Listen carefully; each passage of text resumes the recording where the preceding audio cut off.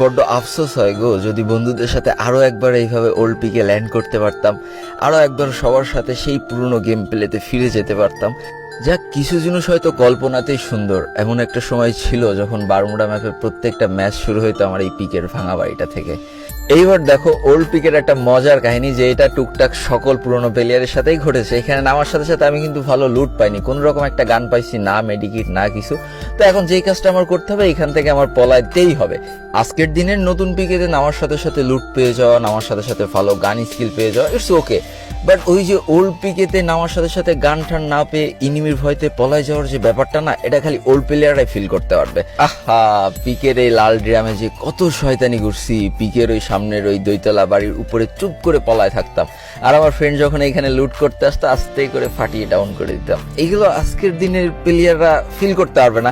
আমার এই কথাগুলো শুনলে অনেকে হয়তো হাসবে, অনেকে হয়তো পাগল বলতে পারে।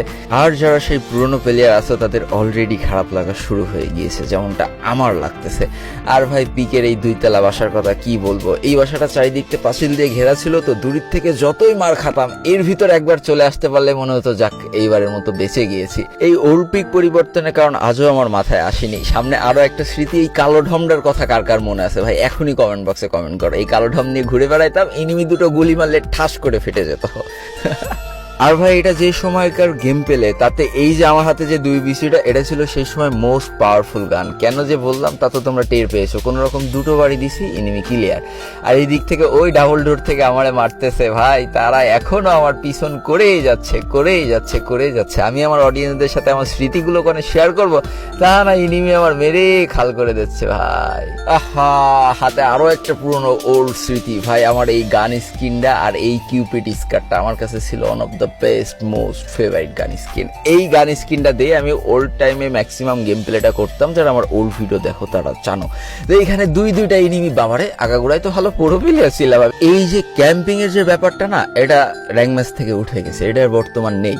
বর্তমান সবাই রাশ করে, ফাইট করে, মরে যায়, আবার বাঁচে, আবার মারে। কিন্তু ওর যে সময় এই যে ঘরের মধ্যে বসে ক্যাম্পিং করে থাকা, আস্তে আস্তে ইনিমির ফুড স্টেপ আসা, বুকের মধ্যে ধুকবুকানিটা বেড়ে যাওয়া, এটা আজকের দিনের প্লেয়াররা ফিল করতে পারবে না। আর আজকের দিনের র্যাঙ্ক ম্যাচে এগুলো নেই।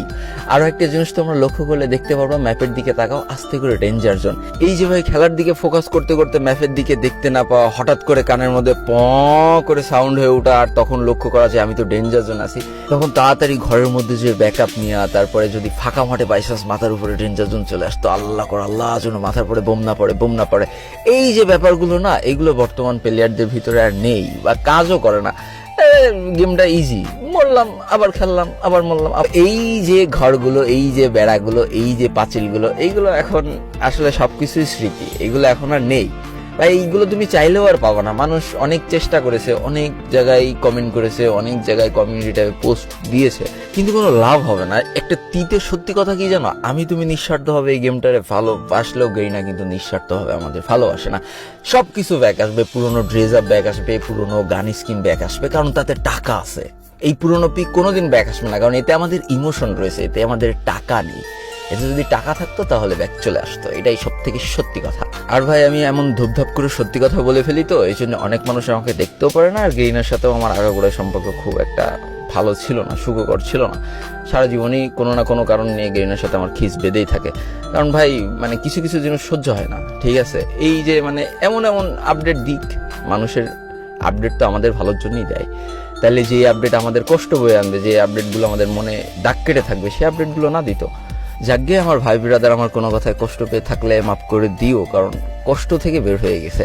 এমন একটা সময় ছিল যেখানে প্রত্যেকটা ম্যাচ, বারমুডা ম্যাপের প্রত্যেকটা ম্যাচ আমার এই পিকে থেকে শুরু হইতো।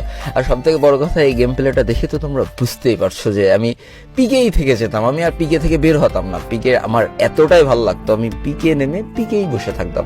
আর আমার কিলও হয়ে যেত, 10-12টা 15টা কিল হয়ে যেত এক পিকে থেকেই। আমার পিকে থেকে বেরোনোর দরকার পড়তো না। প্রত্যেকটা দেয়ালের সাথে, প্রত্যেকটা রুমের সাথে, প্রত্যেকটা সিঁড়ির সাথে আমার স্মৃতি জড়ায় আছে। এখন অনেকে ভাববে ধুর বাল, একটা গেম, এতে আবার কি এমন স্মৃতি। আর এই শালা মনে হয় পাগল হয়ে গেছে, কিন্তু আমার এই প্রত্যেকটা কথা, প্রত্যেকটা সেন্টেন্স, প্রত্যেকটা ওয়ার্ড ওল্ড প্লেয়ারের বুকে যে আঘাত করেছে, আমি 100% শিওর। কারণ ভাই, ওল্ড প্লেয়াররা এই গেমটারে প্রচুর ভালোবাসতো, আজকের দিনের প্লেয়াররাও এই গেমটারে ভালোবাসে, আমি না বলবো না। তবে হয়তো ওল্ড প্লেয়ারের কাছে কেন জানি না ফিকে পড়ে যাবে তাদের ভালোবাসাটা।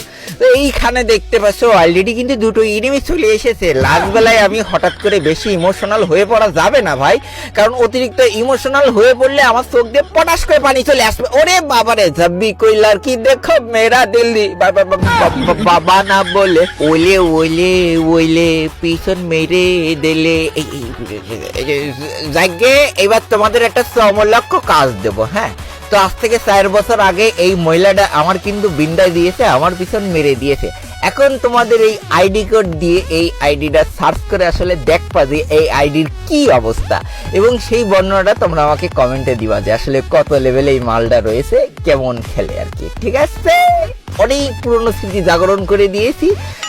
কারো যদি কষ্ট লাগে ধন্যবাদ, কারো যদি ভালো লাগে থ্যাংক ইউ, লাইক দিবা, ভিডিওতে কমেন্ট করবা, শেয়ার করবা। Tata, bye bye.